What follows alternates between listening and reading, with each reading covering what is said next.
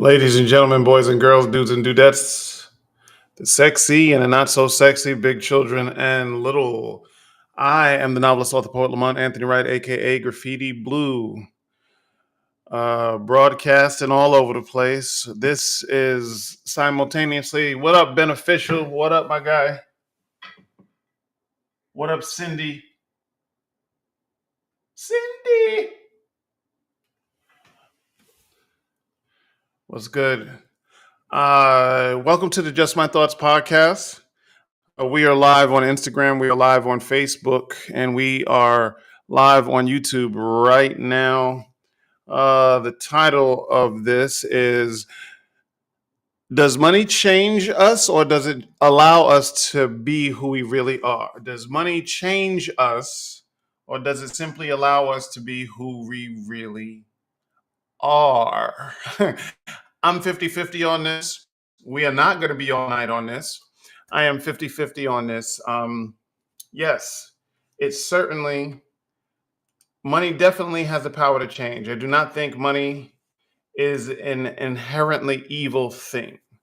Lots of good things come with money, and you can do good with a little bit of money, so you can do great with a lot of money. You can do both good and bad with it. I really believe that money has the power to change, and I think the does it what's going on, girl? Sassy. Sassy. Let me spin the block for Sassy. Does money change us or does it allow us to be who we really are? Broadcasting on Instagram Live, Facebook Live, and YouTube at the same daggone time because I'm only saying this once.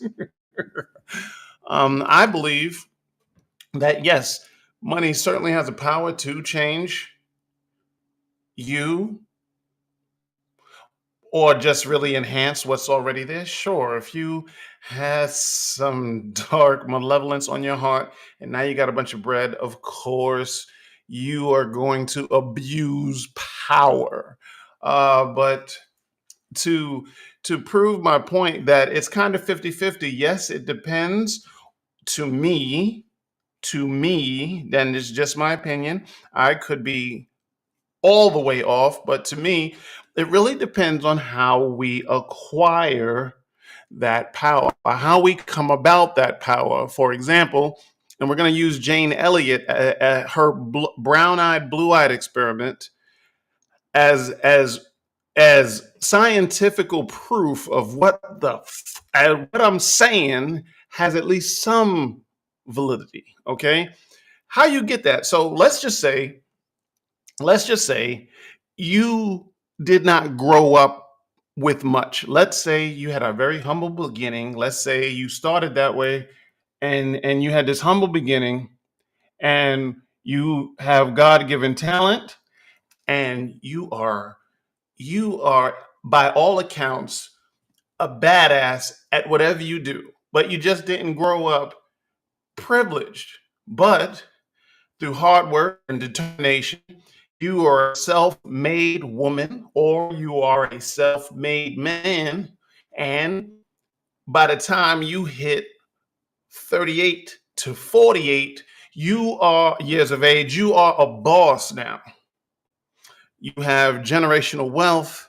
You've got a pocket full of freaking liquid cash, great credit, okay? And you have a legacy, whatever you feel that legacy is. But you had to work for it. That person, to me, that person is less likely to abuse power because of the nature and how they got it. Or in this case, abuse money, which gives them power. You follow what I'm saying? Now, let's flip it. Let's reverse it. We're going to reverse it twice tonight. Okay? We're going to reverse it twice. Let's reverse it and let's take somebody who grew up with a silver spoon in their mouth. Hey, what's going on, man? Okay. We in here. Wu-Tang is for the children. Moet is for us. Let's say somebody grew up with a silver spoon in their mouth. They didn't have to work for nothing. Let's say mom and dad of this very privileged child did their best to introduce adversity to this child, but the back of the child's mind and in their spirit, they know they're well off. So the adversity is not what maybe a child of the ghetto would feel. Okay. So they come into power when they get their trust fund at 25 or whatever. Parents are no longer here, so they get everything. They get the oil wells and the estate and all that. Since they did not necessarily have to do the labor that their parents did to get to that point, they might take things for granted and may feel privileged because they were always in that privileged position and may believe in the classism like I am better than you just because, right? And they might, not guaranteed, but they might abuse, they may be allowed to become what they become because the money just allowed them to cultivate all of that, whatever was in their spirit. Okay. To back up this theory that is kind of a 50-50 crapshoot is I want to go to Jane Elliott. I was blessed to turn the camera on for my channel, and I believe it was 2017 for the educator Jane Elliott. We have all seen this woman before. She's done the media tour. She, I believe, is in her 80s now. She did Oprah, Ellen. She did all of that.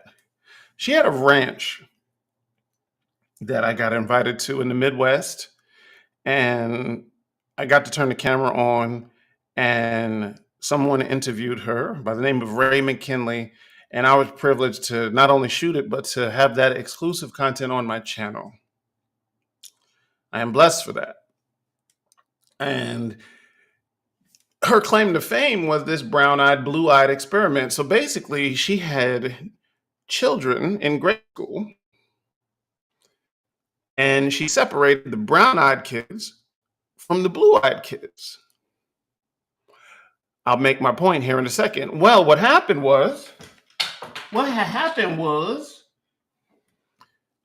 she had the she had the blue-eyed kids treated better than the brown-eyed children, just because. So basically, the brown-eyed, blue-eyed experiment by Jane Elliott, in that the blue-eyed children were told that they were a superior group and given extra privileges such as more food portions at lunch, more playtime, and they sat at the front of the class. They sat at the front of the class. The blue-eyed kids got to sit in the front of the class while the brown-eyed kids had to sleep in the had to be in the back. Is that sleep in the back? No, be in the back. Continuing, the blue-eyed children were encouraged to play only with other blue-eyed children and ignore those with brown eyes. That's crazy.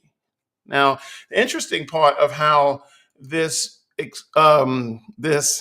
brown-eyed, blue-eyed experiment happening with these grade school children are the effects of it. This is happening in a class, right? So the effects are, as the experiment progressed, the blue-eyed students became arrogant, bossy, and otherwise unpleasant to their inferior classmates.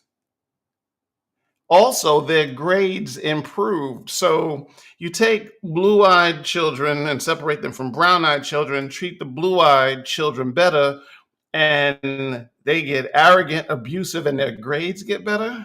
What does that tell you about the nature of man? But it doesn't stop there. The effects continue.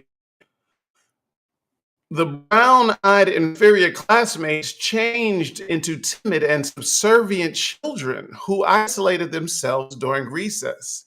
Even their studies were affected. So now the brown-eyed children in this experiment, and this just was one day, this is just the first day of this experiment, they have obvious behavior differences, and their studies are affected in just one day. See how privilege and confidence go hand in hand? It's crazy. But it doesn't stop there. It doesn't stop there, YouTube. Doesn't stop there, Instagram. Doesn't stop there, Facebook. Okay. The funny part about this experiment is I told you we'd reverse it twice. Jane Elliott reverses this experiment. And Jane Elliott, started making the the following day, Jane Elliott made the brown-eyed children superior, while the brown-eyed children did taunt the blue-eyed ones in ways similar to what had occurred the previous day. It was not as intense. What does this mean? What does this have to do with what I'm talking about? The title of this is, Does Money Change You? Or does it allow you to be who you really are? And everything going on with Mr. Combs, Andre Harrell, Clive freaking Davis, Aaron Hall, and all this abuse of power. Talked about Diddy a little bit on my channel too. It got me to thinking, does money change you? Or does it allow you to be who you really are? My overall answer, we're going to be all night on this. My overall answer was, well, it depends on how you get that money / power. But the nature of men, and I mentioned it in my poem, What It Means to Be Black, is I said, what it means to be Black is wondering if your people will abuse their power the same way as Whitey after finally uniting as one. I have always wondered, as well as the rest of the planet, that should Blacks, the so-called Negro, African Americans, or all brown people across the globe, should the day come where we actually united, spent money in the community, came up, built up generational wealth, started owning banks and schools and real estate and thought agriculture, and we rose up out of the freaking ashes of an oppressive past, if we got into power, what would we do? What would we do? Would we be abusive with that power? Interesting. There certainly is a fear that we would do that, and that's why the oppressors keep oppressing, is it not? But when you take, or when Jane took grade school kids, treated the brown eyes better than the blue eyes, one day when just the day before the blue eyes were treated more special than the brown eyes, both of them acted a bit abusive when they were given that power, even though one just didn't was in an oppressive state just the day before. Am I saying the brothers are going to get extra? Should we get into power? I'm certainly not going to say that. I got my 40 acres and a mule. You might have to find me in Italy.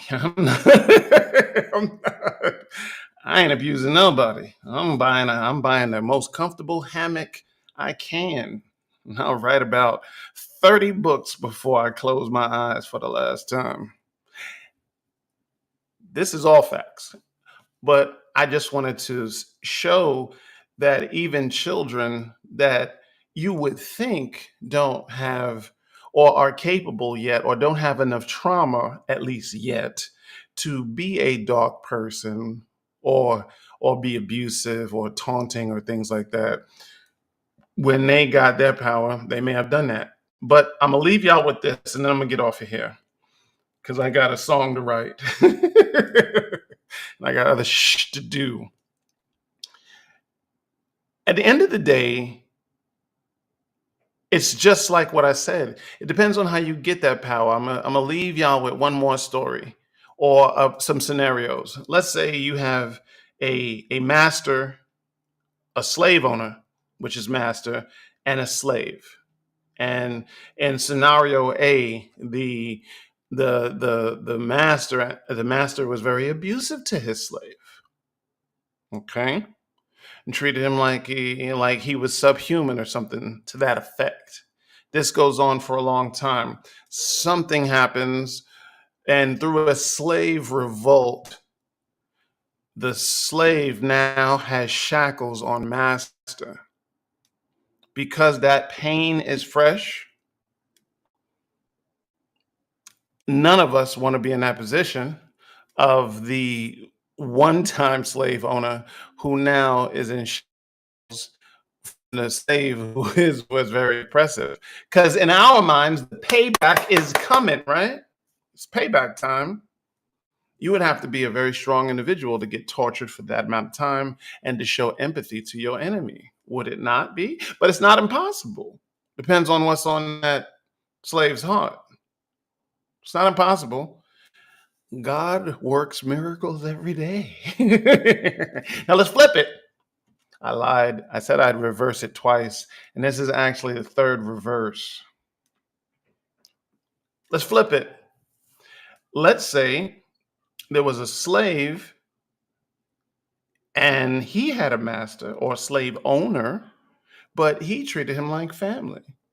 Yes, there was work to be done, but that work was light, and he lived inside the house alongside his master, and his master treated him more like a brother than anything else. They called each other by first names, and all of this happens.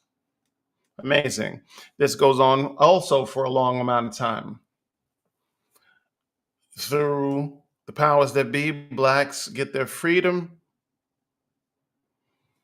A black man becomes wealthy, hires his former slave owner, and something unprecedented. Never in the history of any country, maybe, did a one time owner of a slave then started working for that slave who is now an owner of whatever. But let's flip it. And what if the one time slave was abusive to the one time master that used to call him brother? Wow.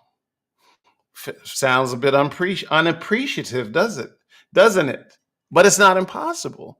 People turn on you every day. People flip out every day. One time friends, one time brothers, one time sisters flip every time. Somebody's flipping on somebody that they're close to right at this very moment. So, does money change you or does it allow you to be who you really are? Mm, I go 50-50 on that. Absolutely, it allows you to be who you really are. If you're nice, if you're filled with love, light, and good things, you will probably do good things with that bread. If not, you're going to go totally opposite. However, I also would say that it really depends on how you achieve that. Did you have to work for it? Was it given to you? Are you traumatized? Do you got a lot of pain on your heart that you ain't dealing with? Well, that's my story.